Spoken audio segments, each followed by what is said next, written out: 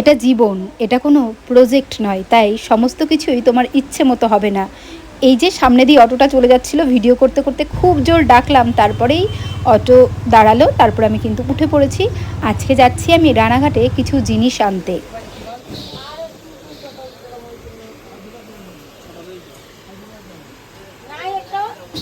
ফুল কিন্তু সব সময় সুন্দর, হোক না সে তরতাজা ফুল বা প্লাস্টিকের ফুল। বাড়িতে একটা ফ্লাওয়ার ভাস রয়েছে, তার জন্য আমি আজকে ফ্লাওয়ার নিতে এসেছি। আর এখানে এসে সূর্যমুখী ফুলটাই আমি পছন্দ করে নিয়েছি। আর হাতে দেখো রয়েছে এই গাছটা, এটাও আমার ভীষণ ভালো লেগেছে, ওটাও আমি প্যাক করে নিলাম সূর্য ফুলের স্টিকের সাথে পার্লারের জন্য।